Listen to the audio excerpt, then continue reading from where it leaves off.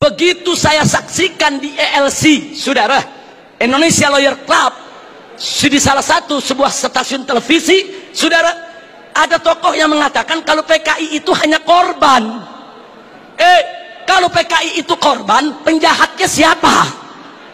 Kalau PKI korban, berarti penjahatnya NU, penjahatnya Banser, penjahatnya Masumi, penjahatnya tentara, penjahatnya Polri, penjahatnya negara, saudara.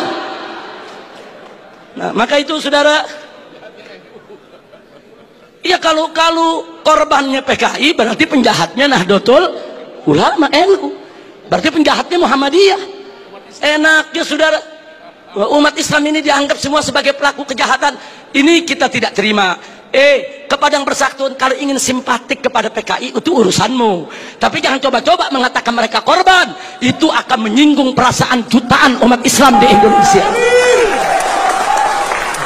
Baik saudara, saya di sini tidak mau sebentar karena waktu sudah sebentar.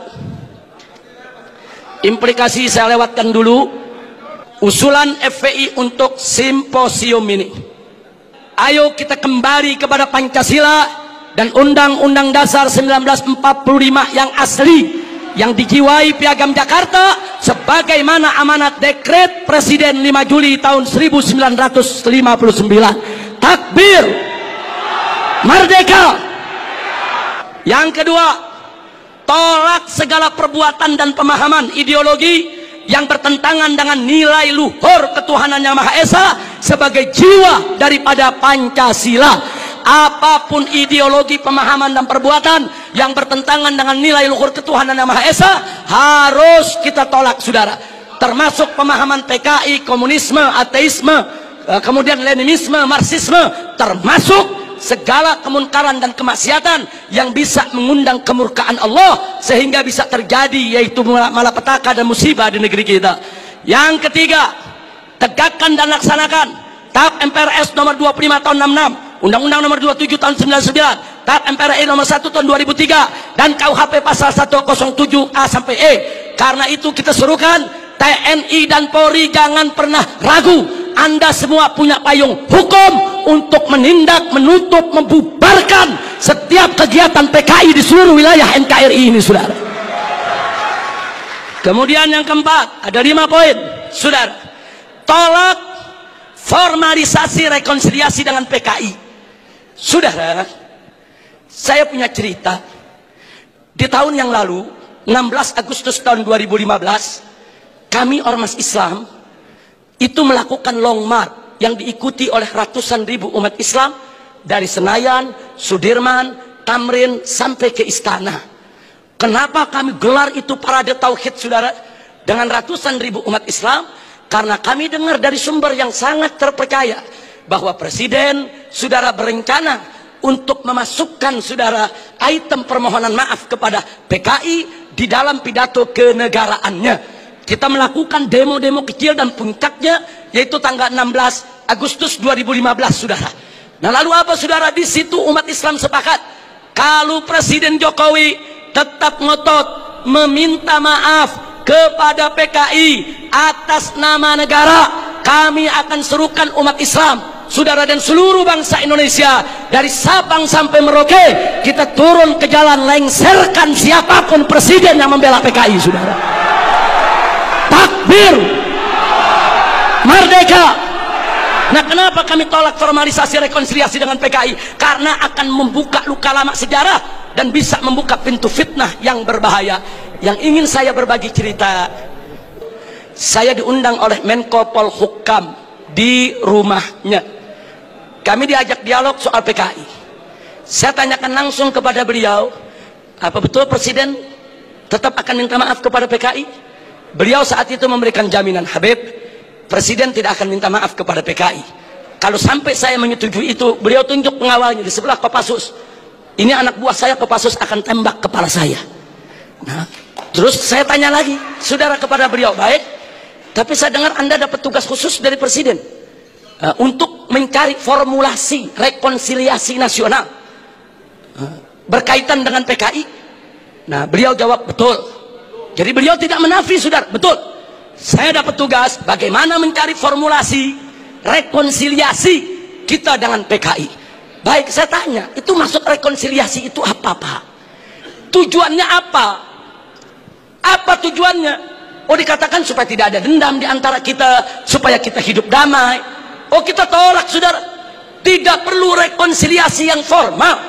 Sebab, saudara, rekonsiliasi secara alami telah berjalan di tengah masyarakat antara PKI dengan bangsa Indonesia, saudara.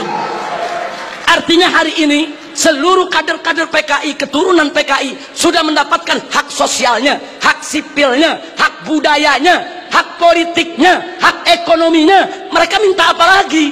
Mereka jadi pejabat bisa, jadi pengusaha bisa. Mereka udah nggak diganggu oleh umat Islam, saudara. Itu rekonsiliasi alami, saudara. Tinggal kita minta kepada keturunan PKI tersebut, silakan kalian berkarya, silakan kalian ini berkarir, silakan kalian berjuang untuk bangsa ini. Tapi satu syarat, kami tidak akan ganggu kalian jadi pejabat, jadi bisnismen, jadi pengusaha. Tidak. Tapi syarat, jangan lagi bangkitkan ideologi komunis, jangan lagi bangkitkan partai komunis di Indonesia. Nah, tapi sekarang mereka minta lebih. Mereka minta partai komunis dipulihkan kembali. Dan lebih kurangnya ajarnya lagi, saudara. Mereka minta negara minta maaf kepada mereka. Ini rekonsiliasi macam apa? Maka itu rekonsiliasi yang diformalisasi oleh pemerintah, saya khawatir ini akan membuka luka lama sejarah, dan ini bisa membuka fitnah yang sangat berbahaya, saudara. Makanya tepat yang dikatakan oleh Kiai Haji Salahuddin Wahid, cucu daripada saudara pendiri Nahdlatul Ulama beberapa waktu yang lalu, kalau presiden pemerintah ini sampai minta maaf kepada PKI, akan melukai seluruh perasaan daripada warga NU. Dan saudara, lebih telak lagi yang disampaikan oleh anggota Dewan Pertimbangan Presiden, yaitu Kiai Haji Hasim Musadi. Beliau sampaikan langsung kepada Bapak Presiden, kalau Bapak minta maaf kepada PKI, bukan hanya NU yang terlukai, seluruh umat Islam bangsa ini akan terlukai.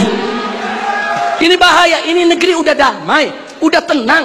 Kita nggak ribut-ribut lagi soal PKI, saudara. Kenapa mau dikorek-korek lagi luka lama, saudara? Nah, karena itu, saudara, kalau ada usulan bongkar itu kuburan massal yang isinya PKI, apa seluruh kuburan mau dibongkar? Kuburan kiai-kiai, santri-santri, saudara, umat Islam yang mereka sembelih, apa semua mau dibongkar? Apa semua juga mau dibangkitkan kembali, yaitu luka lama yang sudah ada? Ini pertimbangan tidak rasional, saudara. Karena itu kami dari FPI menolak formalisasi rekonsiliasi dengan alasan apapun, saudara. Tapi kami menerima kader-kader keturunan PKI saat ini dikembalikan hak sosialnya, hak ekonominya, hak politiknya, saudara. Kita terima, mereka bangsa kita, mereka saudara kita. Silakan hidup bersaudara berdampingan dengan kita, dan mereka harus tunduk kepada Pancasila. Jangan lagi menghidupkan daripada komunisme. Sebagai penutup yang kelima, saudara, saya ajak semua yang ada di sini untuk menyerukan jihad konstitusional secara nasional melawan semua gerakan komunis dan neolib untuk selamatkan keutuhan negara kesatuan Republik Indonesia, saudara. Takbir, Allahu Akbar, merdeka. Itu saja yang bisa saya sampaikan. Hadiahnya Allah wa iyyakum ila siratal mustaqim. Wassalamualaikum warahmatullahi wabarakatuh.